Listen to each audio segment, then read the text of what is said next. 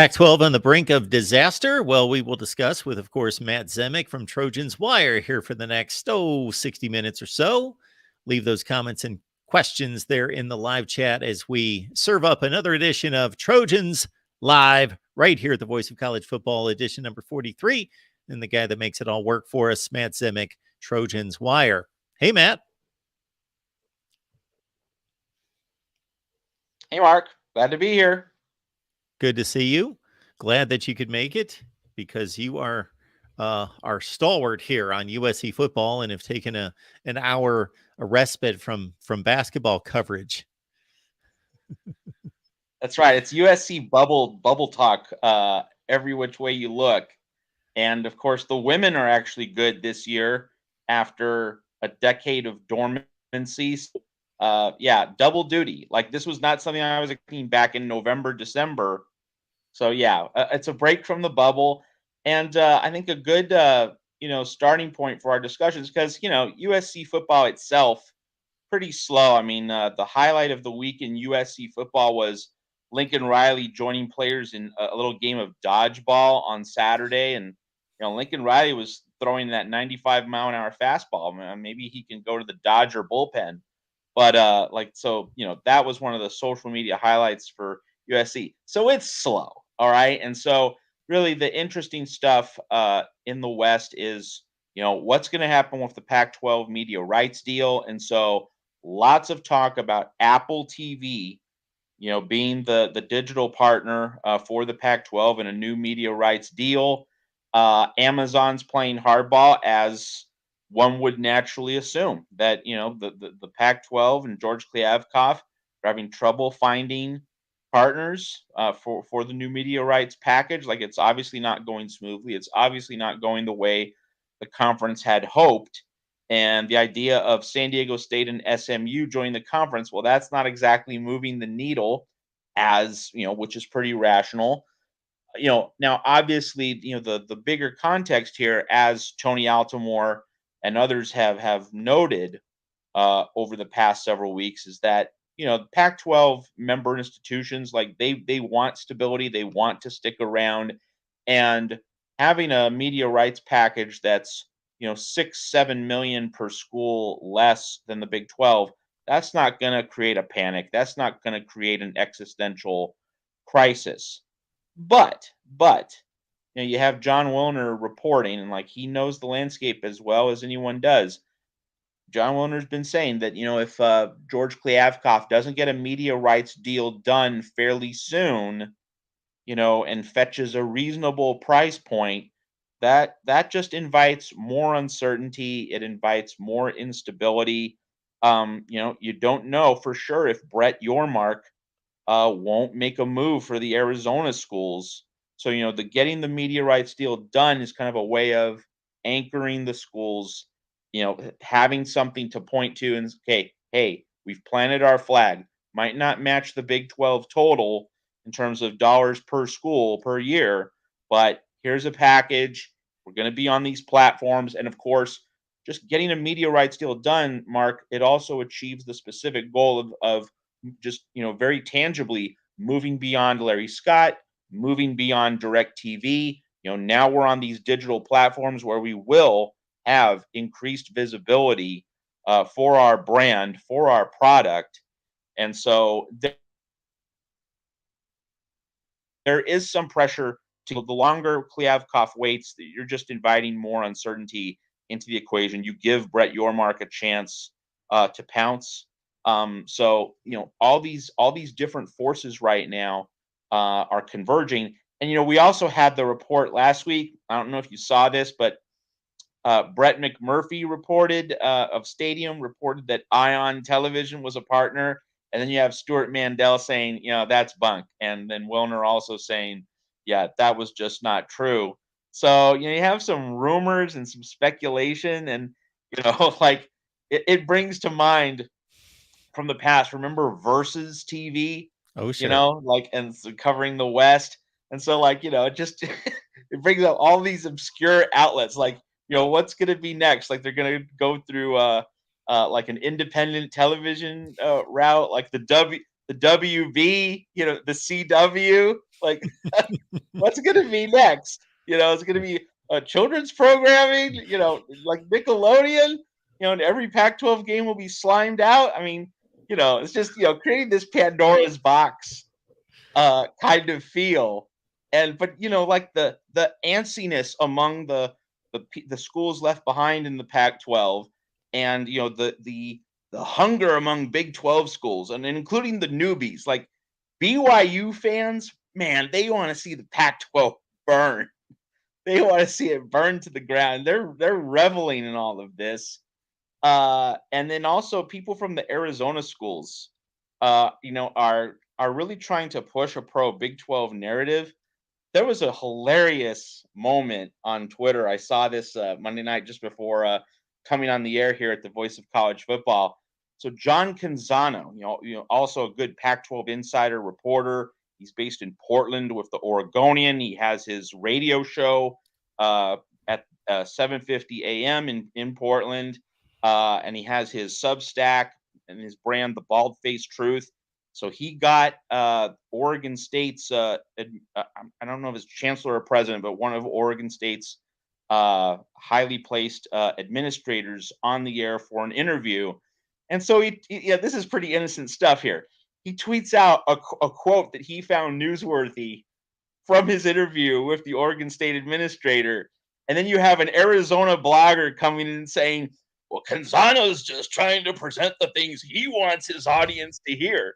Okay, never mind the fact that, he did a full-length newsmaker interview with this Oregon State administrator, but he tweets out a quote and he gets accused of like trying to manipulate the story. So wait, if you tweet out one quote from like a 20-25 minute interview you did, you're trying to shelter your audience from the truth? Is that how we're playing this game now? Is that our new standard? So, but I mean, the point being that you have a lot of agendas from some people from the Arizona schools. I'm not talking about administrators. I'm talking about bloggers, who are trying to drive a Big 12 conversation. You also have people from BYU trying to drive a pro Big 12 narrative. And that's been going on, the past several months, really the past, ever since the USC UCLA move to the Big Ten was announced on June 30th. You've had these warring, competing factions, trying to advance their narrative and their agenda on social media. I just bring that up because it's part of like the, not necessarily hysteria, but the emotionally intense environment that's going to linger. It's going to persist until George Kliavkoff lands the plane and gets a media rights deal done. So the speculation with Apple, Amazon, Ion TV, leading to all the predictable jokes you could imagine, like that is really the story of the Pac-12. And of course, USC is getting out of here in a year, but for now, it's still part of USC's world, and it's interesting to see how this is playing with various parts of the country. Yeah, when you bring up all those various networks, I think we're all having flashbacks to the first time we had to search for True TV to see an NCAA basketball game. Absolutely. Totally.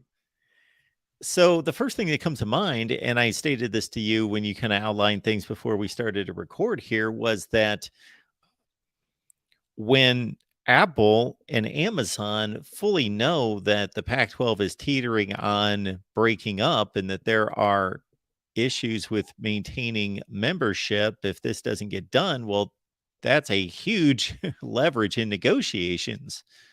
So that they are in the catbird seat, it would appear. Absolutely. And so when we turn to, what should George Kliavkoff do? I mean, like I'm not a network executive. I don't have decades of experience as a negotiator or as a businessman. But I can say that, Kliavkoff, he's not going to fetch top dollar for any package he gets, for any arrangement that he gets. So to me, just as an outsider, the play should be get as many outlets on board as you can and try and get through volume and through diversity what you can't get in terms of price point. that if you have an Apple package for some football, some basketball, and you have an Amazon package for some football, some basketball, and then you get, ESPN for, it's not going to be Pac-12 friendly. It's going to be ESPN friendly, a lot like what ESPN has with the ACC. But like if you get a collection of different packages, that seems to be what Klyavkov and the Pac-12 can reasonably achieve in, what is not a seller's market. This is a buyer's market, that the media rights that the networks and streaming providers are going to buy, like they're in a position to fetch a good price. So Klyavkov can't get top dollar. He needs to again land the plane, but moreover, he needs to get arrangements with different outlets so that, hey, we're not going to get maximum money, but hey, you can see us on this outlet, you can see us on that outlet, you can see us on that outlet. Because hey, visibility was a problem with the Pac-12 network structure, not being able to get on direct TV, not being able to get on the best tier for various cable providers. So let's saturate the market and get on these various outlets. That's like if you're trying to put all your eggs into one basket, if you're the Pac-12, why would you do that? Why would you try to limit the silos through which you can have your product beamed to a larger audience? Why not be on several different outlets that younger viewers, younger consumers, will be interested in? Like if you're just trying to do it through one channel, and that one channel is engaging in hardball negotiations, well, that seems to be a recipe for disaster. And if you here's the other thing: if you establish a relationship with a brand, with an outlet, you have that to build on for the next round of media rights negotiations, which are going to be 5-6 years in the future. So this is not a forever deal. This is going to be for a period of several years. And of course, as we've talked about, Mark, at the Voice of College Football, and as Tony Altomore has talked about, and any educated person has been talking about in the larger theater of college sports, this is all going to look very different in 2028, right? Because all those grants of rights, penalties, exit fees, like we've seen what happened with Florida State. Florida State's Board of Trustees, like they're putting up those ACC exit penalty dollar estimates. Like, so you could already see the rumblings of a possible move to the SEC, but it's not going to happen now. It's going to happen several years down the line when all those penalties and all those costs are going to be much lower. So the media rights landscape, it's going to be very different at the end of the 2020s. So you don't have to solve every problem right now. If you're George Klyavkov, you need to land the plane and you need to get your foot in the door, I think, with a lot of different outlets. And what you will give up in price point, you will gain in terms of putting yourself on this new platform, getting yourself the visibility that the Pac-12 did not have under Larry Scott with the DirecTV disaster. Matt, one of the reasons why I know you do such an amazing job here, besides it being so obvious, is you are the one person that causes me to, I've learned my lesson now. I feverishly write down everything that you trigger in my head as either a point, a counterpoint, or an extension of your point or a question. Because I have learned that I typically have a conversation with whomever, and there's like one or two things, but I am like writing down like 8 points that because of all the various perspectives and angles that you typically in a situation like this point out. So here goes a number of things. So yes, you brought up Tony Altomore. We did a live stream just a few nights ago to kind of capitalize on the Florida State conversation, then also the situation in the Pac-12 and the rumors with the Big 12. And his point is that, to extend on an earlier comment that you had made about, even if this disparity in television money is, let's say, $7 to $8 million per year, Big 12 versus Pac 12, that with travel costs and with the academic success of the Pac-12 schools, that is not anywhere near enough money to lure those Pac-12 schools away in his estimation, versus that connectivity of academic success, that you draw from being in the same category, in the same partnerships with those various Pac-12 schools, with Stanford obviously being at the top of the list. Next point would be the diversity of these relationships and the diversity that you are suggesting that you would recommend partnering with a number of platforms versus putting all your eggs in one basket.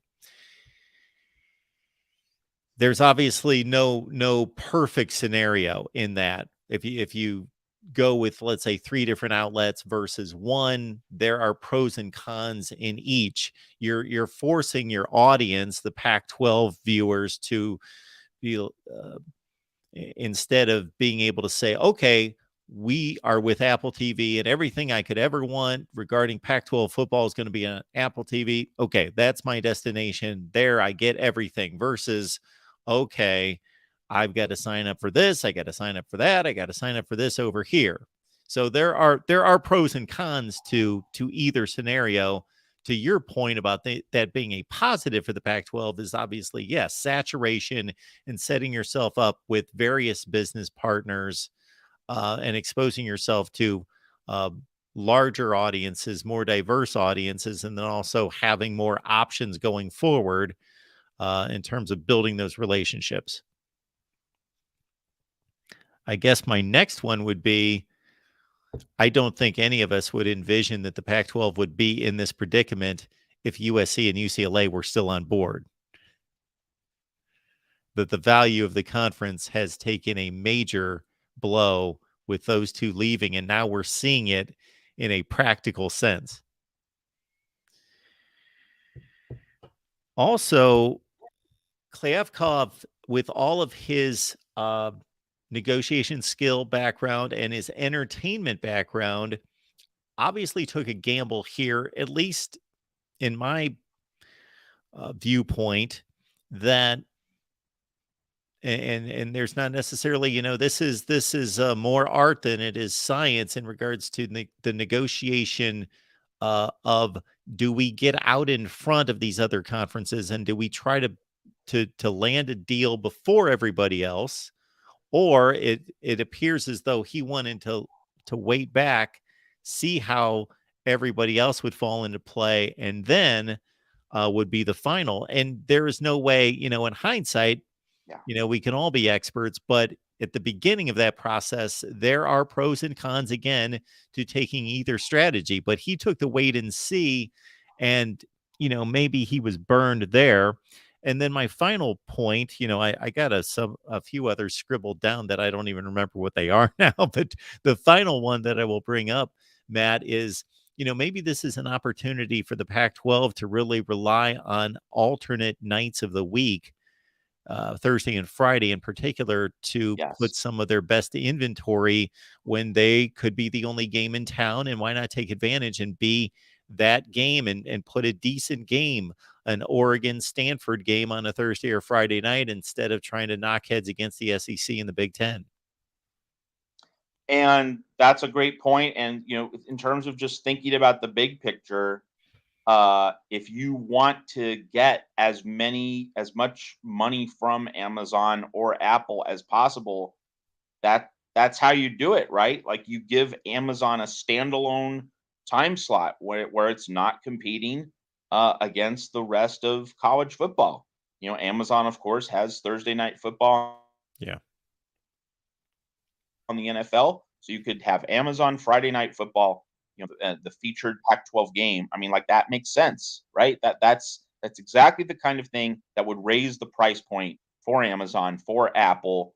Apple, of course, has the Major League Baseball doubleheader during the season. That's on a Friday. So, like, I think your thought is outstanding, and it really plays into, the Pac-12 will have to be creative.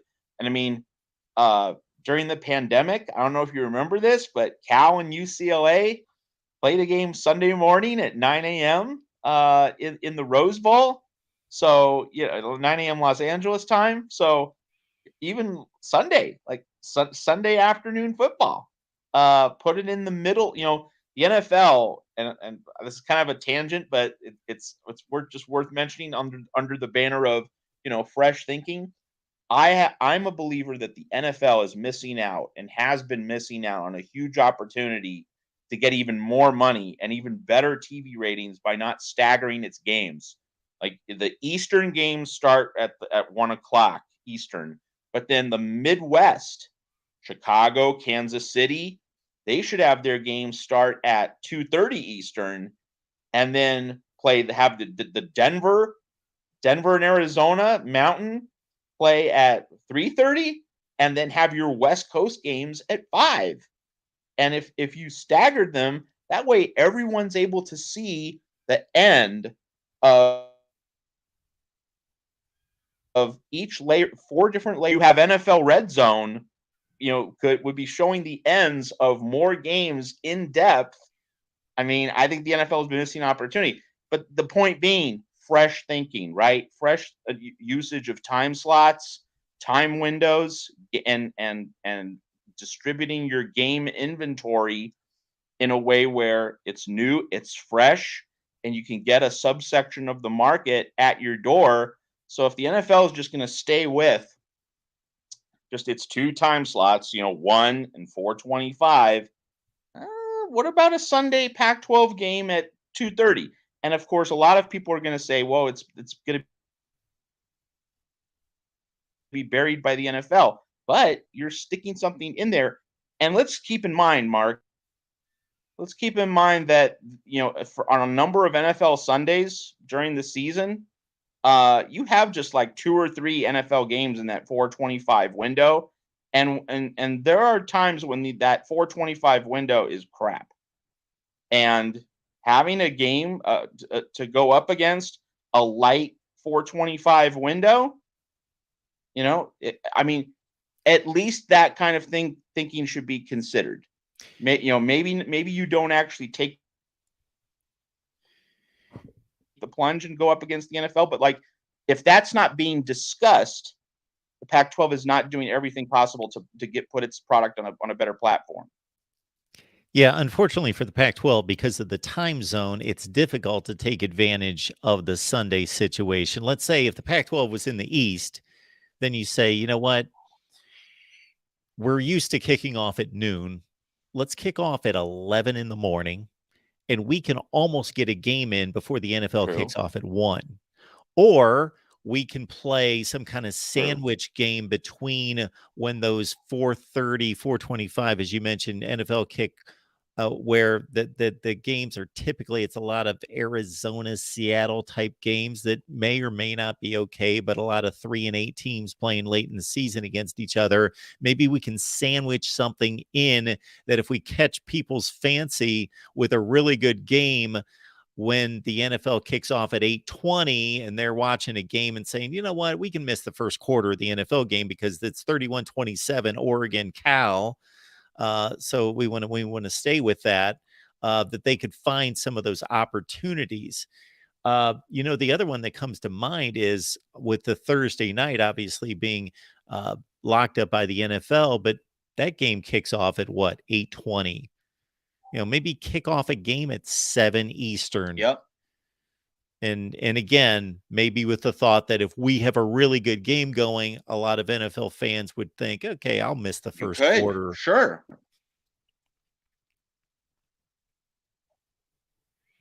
Yeah, all things that should be considered.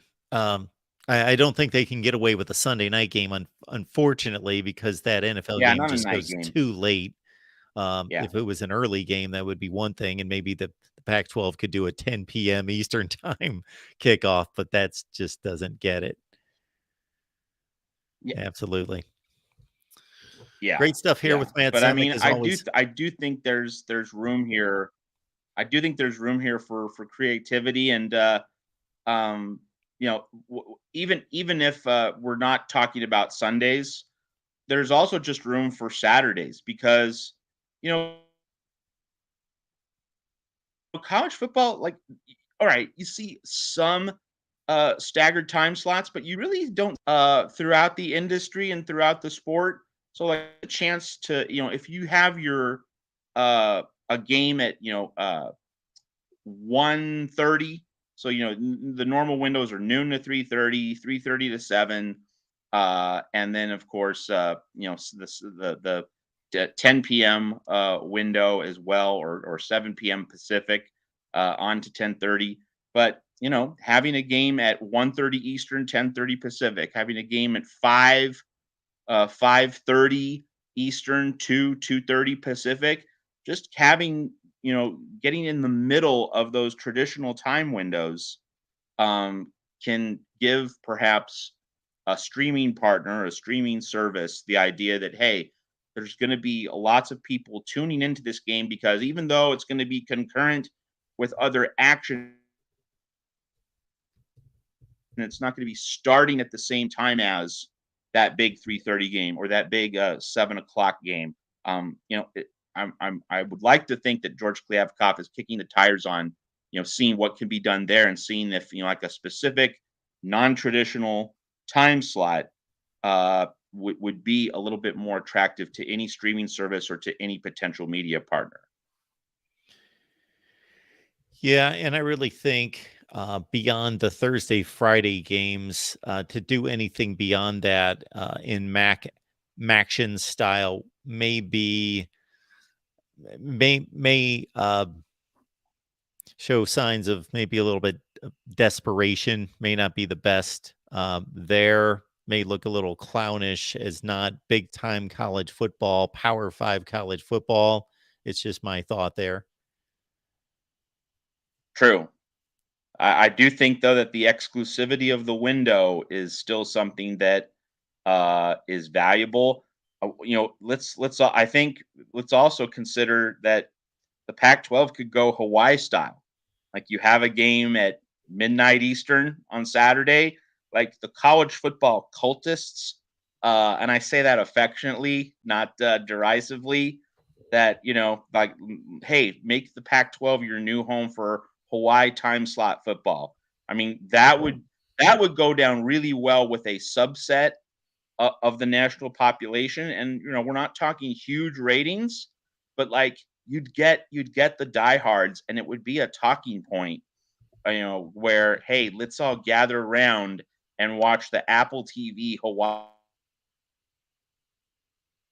time slot game. Like, you could achieve a measure of popularity, with a loyal, I mean, small but loyal audience. And like, if the Pac-12 wants to get a niche, and like the Pac-12, it's in the West. So like, if there ever is a niche that the Pac-12 can potentially own that no other conference, including the Big 12, can, Hawaii time slot football is another marketing angle that the conference could consider. Yep. Again, we're not speaking to the masses here, but Yeah. there's a portion that is just off the rails junky that, yes, Hawaii and New Mexico State at midnight, they're watching, and I'm talking midnight Eastern time. Very few, but they're there. But then there's an added fan, and I'll put myself in this category, where I'll watch any college football game pretty much at any time, but I guess maybe affected to a certain extent by what I do. When I shut this thing down at 2:30 in the morning and I see that Hawaii and New Mexico State are at 37-14 in the third quarter, I'm kind of like, yeah, that's I'm giving up on that. But if it's two Pac-12 teams and it's a good game, then I'm in on that. So that's an opening. And it's an opening that, when you do not have the leverage in negotiations, that's something to consider. All right, so Gixxer Squid asks, how much, if any, has streaming services and viewership played into the media deal negotiations? Well, I mean, it's been pretty well known, Gixxer, that George Kliavkoff wants to have a streaming component to his media rights package, whether it's Amazon, whether it's Apple.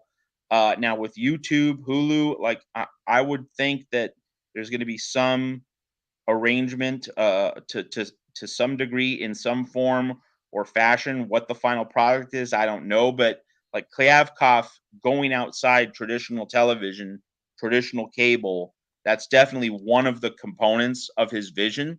It's just a matter of, again, landing the plane and being able to secure something. And, he's dealing with the fact that, he's not going to get top dollar. So what can he cobble together to get the most reasonable price point from the most reasonable collection of media partners? That's really the battle that he's fighting right now. And I'm sure that he's pitched the various streaming services and cable providers and networks on, okay, with San Diego State and SMU, what can I expect in terms of a price, in terms of a package? And he hasn't been getting the answers that he wants. So I'm sure that, factoring into this, Gixer, he's having conversations with San Diego State and SMU. Well, you'd have to believe that he's had these conversations. I mean, obviously he appeared at an SMU basketball game, talked to university brass. I am sure, I guarantee you that he talked to SMU brass about, hey, would you be willing to play late at night on a streaming service? And, like what about these various arrangements? And would you be willing to do this? Would you be willing to do that? So on and so forth. I mean, I'm sure that he's asked those questions. If not, he's obviously a pretty bad commissioner. He doesn't know how to think things through.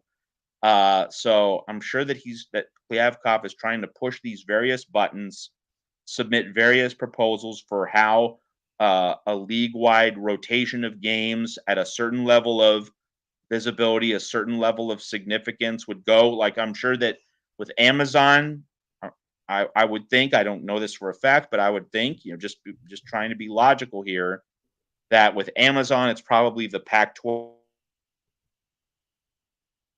game of the week, the number one. With Apple, probably number two, maybe number three. So either number two or number three.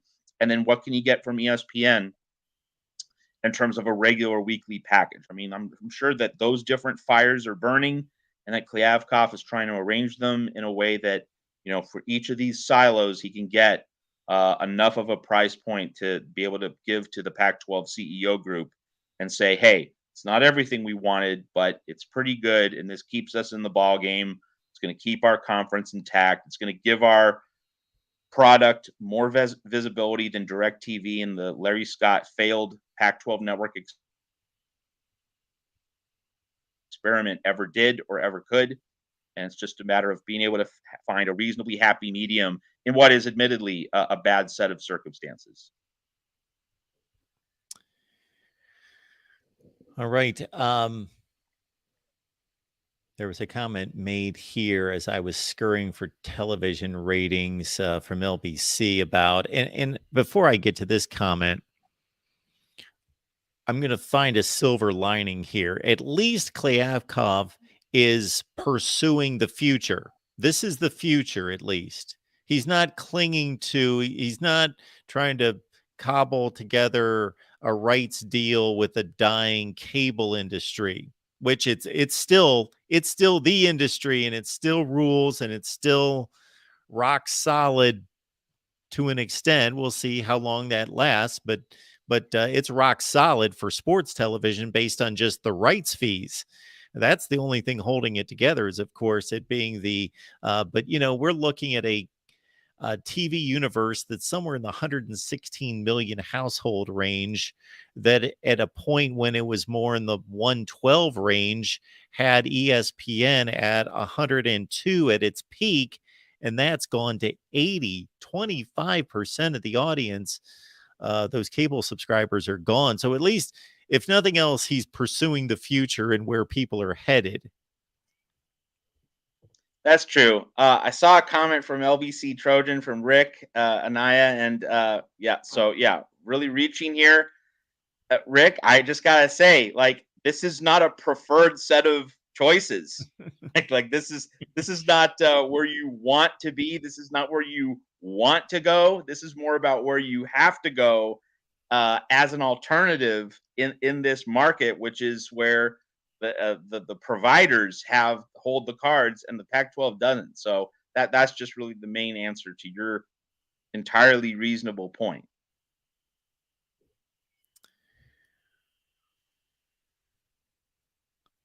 All right. LBC, I was going to combat that lowest NFL game.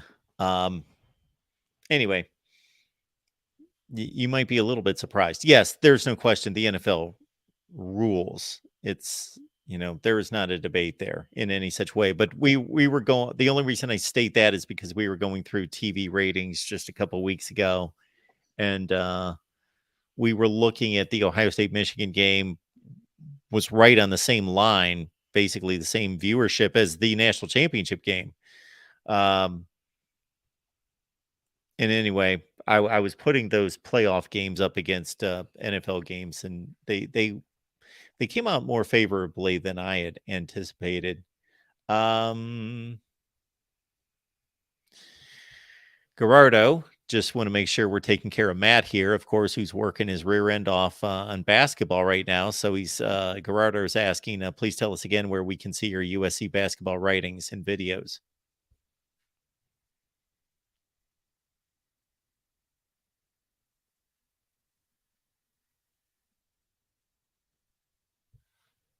Yeah, so you can find that stuff at Trojans Wire just the same as you can find my USC football stuff at Trojans Wire. So trojanswire.usatoday.com. It's USC bubble, USC brackets, USC this, USC that for basketball. So also at Trojans Wire. Thank you, Gerardo. Somebody was asking about Eric Gentry, who had surgery this week, and I think that's pretty much the end of the story right there. I was just a little bit curious on why it took this long for him to have surgery, but I don't know that information's out there. Yeah, don't know what information to glean from that as well, but that should certainly put him line to be able to be ready for August camp, be ready for week 1 against San Jose. So yeah, so if we want to use this as a segue to USC's defense, like the whole depth chart. I don't know if we have to go into the weeds on every position for the defensive depth chart. Obviously, a big point of interest heading into spring ball. But I think there are a few tent pole players, a few anchors and a few like centrally important players on this USC defense, and I think 4 of them stand out among all the others. And when I say they stand out, I don't mean that they're better than the others. I mean that they are the keys. They are the connective tissue. They're like the traffic cops that if they are able to do well, that the other players are going to fit in place better around them, and you can get a better, more cohesive defense under Alex Grinch. So these 4 players, these 4 tentpole players, that are going to be so important, I think, for USC's defense in 2023. So one is Anthony Lucas. Like he's the high end, high leverage transfer portal acquisition on the defensive front. Coming over from Texas A&M, coming over from Jimbo Fisher. Like he needs to be the high impact guy. I mean, the biggest impact guy on the defensive line. So if Anthony Lucas lives up to the billing, you get maybe not a full replacement for Tuli Tuipulotu, but you get a lot of value replaced. And so you don't have a significant drop off there with Tuipulotu, going off to the pros. So Anthony Lucas, number 1. Number 2, Corey Foreman. Like 2023 is going to be, all right, Corey Foreman, prove it. All right. You came to USC with so much hype and you weren't well coached in 2021. You were done a disservice by that whole mess with the end of the Clay Helton reign of error. All right, we get it. But then 2022, injuries got in the way and wasn't able to evolve nearly as quickly or produce as steadily as anyone in the program hoped. 2023, you got to bring it. You have to now rise up to the challenge, live up to the billing that greeted your arrival at USC. Number 3, Romello Height. Romello Height, was injured, missed most of last season. So, USC didn't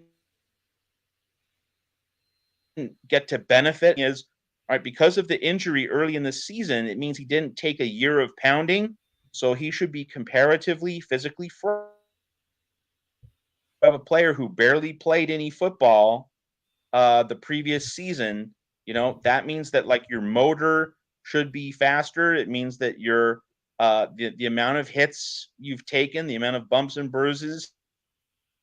So let's take advantage of, not having had so many miles, not as much tread on the tires.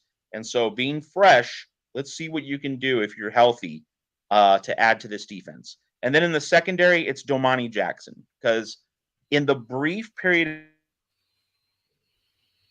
of time that Domani Jackson played last season, when he was on the field, it seemed as though everyone else in the secondary and really on the defense fit into their roles a lot better. That's something that I noted from what happened on the field, and also just seeing other USC analysts. It really was a common thread from the other bloggers and USC football analysts that I follow and that I respect. They several of them made the comment that when Domani Jackson's on the field, everyone else was able to slide into the right role with clearly defined, clearly delineated responsibilities. Fewer players seem to be out of position. Communication was better, cohesion was better. So Domani Jackson being healthy, that could make a world of difference for the secondary. So Anthony Lucas, Corey Foreman, Romello Height, Domani Jackson, those are the 4 tent pole players. Those are the 4, pillars, anchors, whatever label you want to use. I think those are the 4 key players on the USC defense. And again, that doesn't mean they're the 4 best. That's not a projection. It's just that if those 4 guys are healthy and playing well, you can then see the other guys around them improving and being in the right positions much more consistently.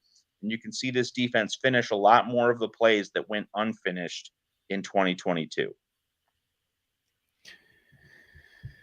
We've got our friend D in here who constantly challenges me over some mysterious Oregon take that I had probably in 2017 or something. I don't know where it comes from. I have no idea.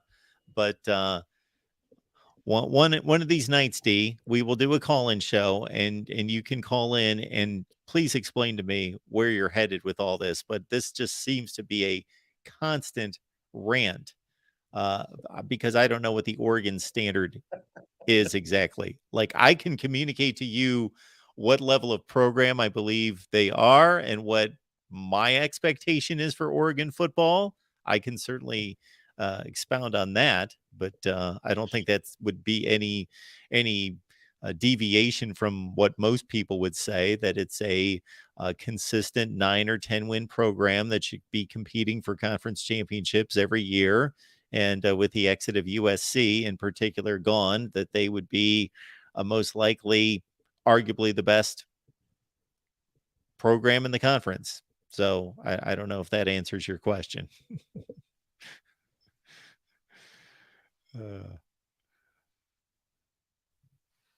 Yeah, so certainly the recruiting rankings of a few of those players that you mentioned, Corey Foreman and Domani Jackson in particular, are just eye-popping in terms of what you talk about, a standard of what they should be able to produce on the field here, so that they could single-handedly or double-handedly, I guess, make this USC Rick, defense. it's not.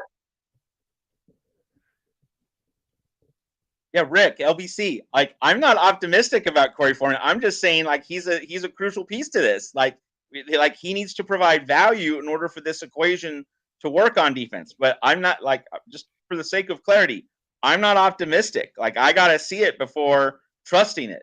But like, if he does provide value, then then you have something. So that's just the point of clarity there. And so LBC then mentions my defensive sleeper is edge Devin Tompkins. So hey, I mean, like, with the pieces in the puzzle, just getting something at a high level consistently, that's the point. And so if Corey Foreman isn't it, then Devin Tompkins could be the guy instead. Also instead of Romello Height. But I think Romello Height, just because of his profile, with having missed most of the season, like, we didn't get to see what he could really do. So USC gets him back, and that could be a value add for USC, just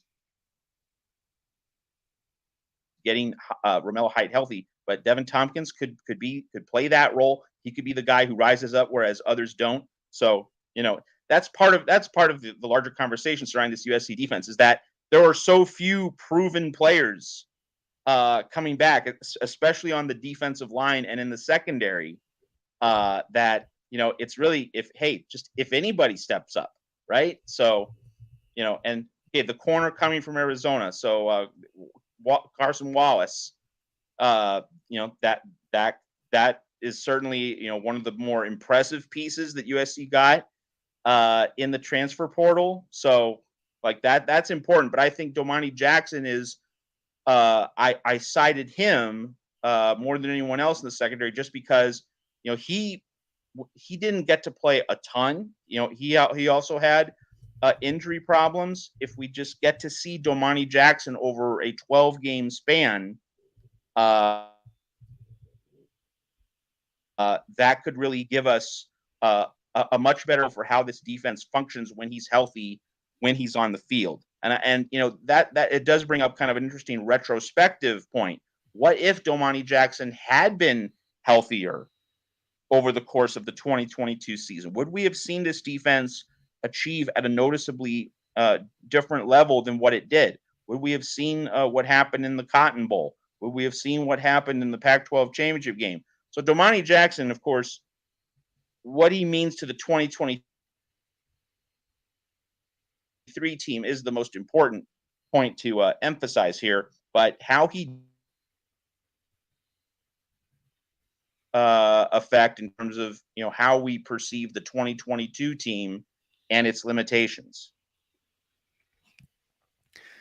Yeah, Arizona certainly took a hit from USC this past offseason with Dorian Singer and then the two defensive starters that they lost to the Trojans. Dan Beast Media, appreciate you being here. Thoughts on what level of defense USC needs to play to be a legitimate national championship contender? I know marginally better makes the playoff, but I mean to actually win it. Well, I mean, hard to measure, in numerically, but in terms of like what you see on the field, that's pretty simple. Is that, when you look at Georgia, when you look at, the other top defenses in the country, like they have heft, they have physicality at the point of attack, at the line of scrimmage, running backs from getting to the next level.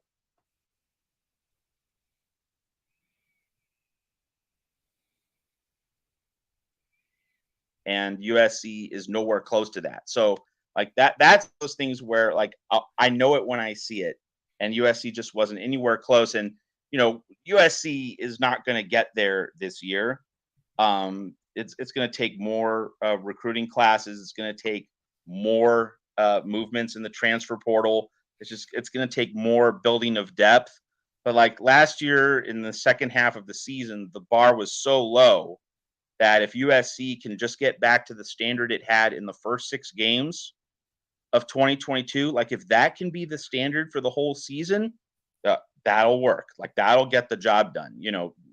Giving up 14 points to Oregon State, 14 points to Washington State, not giving up in the mid 30s with regularity, which, is what we saw in the second half of the season. Cal scoring 35, Arizona scoring 37. USC was actually not getting torched in the first 6 games of 2022. If that can be the standard the whole way, not half the season, but the whole season, that should get it done in terms of winning the Pac-12 championship and being very much in the playoff hunt. But, that's going to be a challenge because we've seen just how far behind USC is in terms of its defensive development, and you're losing Tuli Tuipulotu, from that mix. So, it's going to be hard to get to that standard where, all 12 or, hopefully 13 games with the Pac-12 title game are going to be at that standard of the first 6 games of 2022. That's going to be a challenge. I'm not going to sit here and say I'm optimistic that USC can play a full season the way it did play the first half of the 2022 season. But like if that can be the 2023 standard, like that would be a very good thing. If the if that standard is stretched over a full 13 games, it's not just for half a season. But in terms of being at that elite level where Georgia is, where Alabama and Clemson have recently been, that's going to be a multi-year project and probably not for several more seasons. And of course, in terms of the conversation surrounding USC's defense, we have to see if Alex Grinch is able to deliver at a certain level this season. Like, this is the prove it year for Alex Grinch. If he wanders through another aimless season, such as we had in the second half of 2022, he has to be gone. And USC needs to upgrade to an elite defensive coordinator who can bring about truly elite performance. And of course, we'll get to revisit that question when we get into the teeth of the 2023 schedule. The 2023 schedule, as most, if not all of you know, here at the Voice of College Football, it is a backloaded schedule. The front of the schedule is pretty soft, really shouldn't pose too many problems for USC. So we're not really going to learn about this team until the gauntlet begins. And that's Notre Dame on the 14th, then Utah, and then 2 weeks later, November 4th, Washington, November 11th, Oregon. Those 5 weeks, those 4 big games against the Irish, the Utes, the Huskies, the Ducks, in that 5-week span against those 4 teams, we're going to learn all about USC's defense. We're going to learn all about Alex Grinch, and then we'll be in a position to really evaluate the long-term future of the program. So, Matt, just to be clear, you would be the closet Utah fan because I'm the closet Oregon fan. That's the balance. That's the economy here on the Voice of College Football. So D, I will respond to one of your comments of many ridiculous ones, but you're saying, okay, what does USC need to do on defense to win the national championship? Well, I would say not that this is a complete answer because there are so many different variables when you talk about weighing how good the offense has to be, the defense. But if we put USC's offensive production this past season on par with Ohio State, if we say those are extremely comparable offenses as 2 of the 3 or 4 best in the nation, then Ohio State obviously came this close to what we would presume to be a national championship, since, again, most people would consider the TCU game to have been a win for Ohio State. And Ohio State had a considerably better defense than USC. Was it great? No, not by any stretch. It was probably a top 35 or 40 defense in the country. It was good. It was decent. But USC, for as good as USC was defensively, Matt, during that stretch of time that you talked about early in the season and holding down Oregon State and Washington State, they've still finished, even with that strong start, they still finished 124th in the country in yards per play against. That's how atrocious they were the rest of the year. It is. And the other thing it showed is that, USC was gobbling up turnovers like Ms. Pac-Man in those first 6 games.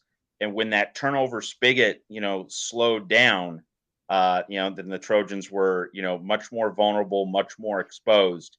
And that's the other point, that, Alex Grinch might coach his players to get turnovers, and we can say he did a reasonably good job of that last year, but that came at the expense of sure tackling.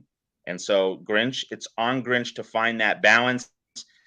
And you can say that he didn't have the dudes, but like that can only fly so much. That if tackling is so fundamental to football, sometimes, like, if the other guy across the way is just a better athlete than you, he's taller, bigger, faster, stronger than you. Okay, like, I get it. Like, that's just, one athlete being better than the other. And you could certainly point to some plays where, especially like with Utah and Eric Gentry and, Larry Pilgrim, our Utah analyst here at the Voice of College Football, he made the point that Eric Gentry just was not physically developed enough to take the pounding from Utah's physicality. So that was a case of, Utah's dudes being better than USC's dudes.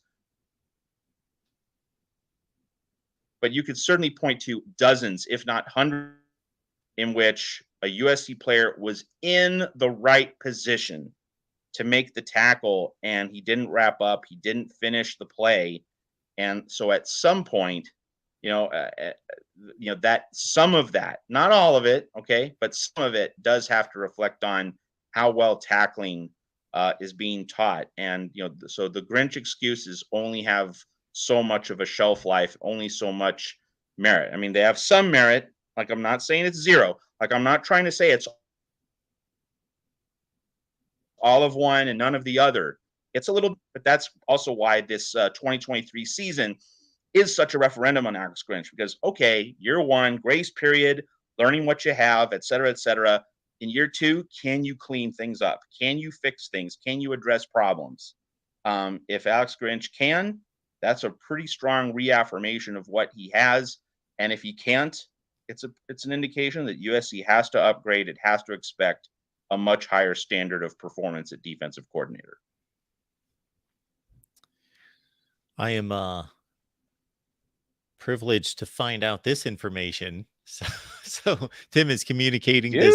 Yes. So I knew that we were launching a second edition of USC Live, but Tim and Rick will deliver starting the opening of spring ball. So here in a few weeks, don't know that exact date, but Sunday at 5 Pacific, 8 Eastern. Phenomenal. That's awesome. Now, I have to say, Tim, Rick, first off, congratulations. Second, I won't be able to join you on March 12th because that will be Selection Sunday. I'm going to have a million things going on. I'm going to be posting a trillion USC bracket stories, but I will be able to get there as soon as I reasonably can on Sunday evening. So that is awesome. This is how committed we are to football, folks, that in the midst of the fever pitch of March Madness, Tim and Rick will be like dissecting, spring depth charts. And I will be too, wherever I'm going to be at that point. Yes. It's great. Hey, the world needs specialists, right? I'm doing football and basketball, but we need our spring specialists. Well, Matt, your knowledge just is close to unsurpassable when I consider that it's difficult to stay with you concerning the NFL and college football, and then you're off doing college basketball, which I certainly could have talked from about 1980 to 2010, but I've left that behind. And tennis, if you're going to talk you and Chris Fowler. Yeah, well, if you want to talk McEnroe and Connors and those guys, I can talk that, but everything that's happened in the last 25 years, forget it. And again, you're all over all of that. It's crazy. So Tim is still letting us know March 5th is our opening. Phenomenal. And across the board, so folks, great, Tim and Rick.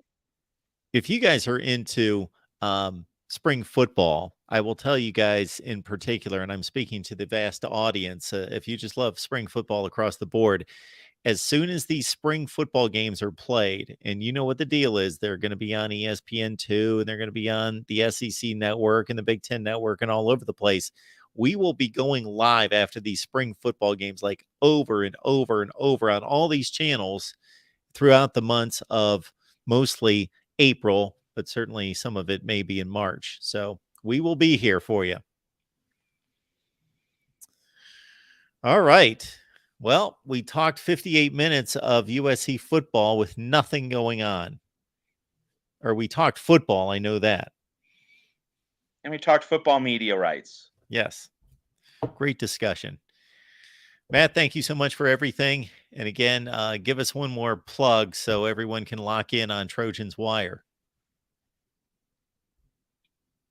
Yep, trojanswire.usatoday.com. And, when spring ball heats up, we'll be picking up coverage. But right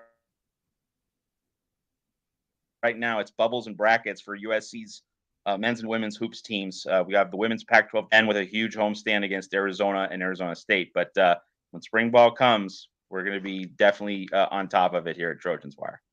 Two quick things before we wrap up. We've got Tim here I believe he wants to make a statement. Before we get to Tim, I will remind everyone that we just released our merchandise line here at the Voice of College Football. So check that out. Again, there's the link. We've left it in the chat. And that was well received during our 6 o'clock call-in show over on the main channel. Tim, what's going on tonight? Oh, no. Sorry, I was just trying to see if I could play a promo. I was going to put in the background.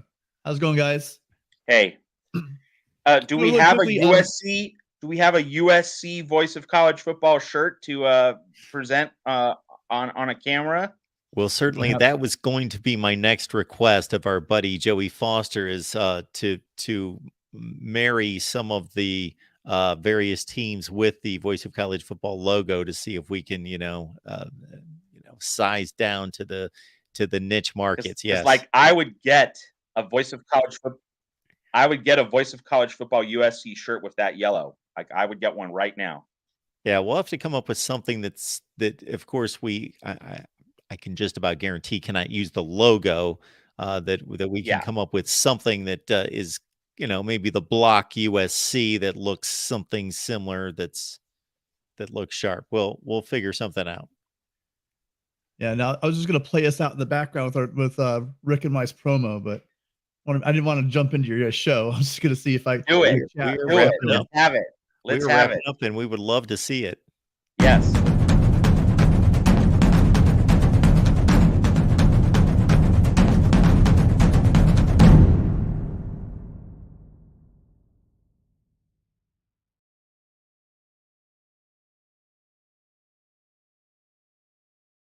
There we go.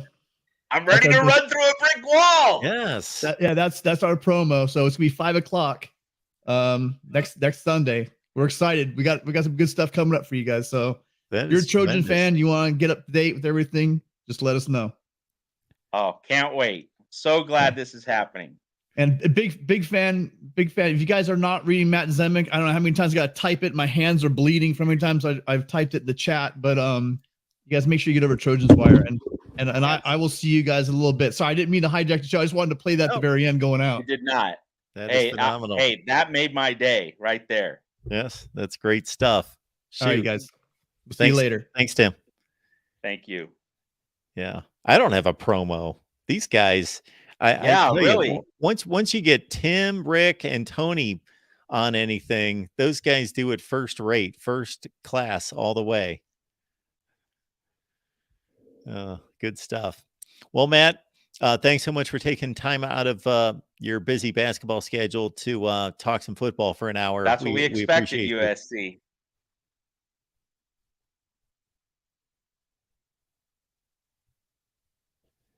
Thanks again, Matt. I think we're stepping on each other a little bit, but appreciate you being here. And again, we will get together next week for some USC football talk. And everybody, it's every Monday night at 11 p.m. Eastern time. And we will take a week off for basketball at some point in March, but we will keep you updated on that. And I believe that's 2 weeks from this week. But yes, bring some friends with you. We want to build the show. So please do that for us, and we'll see you back next Monday.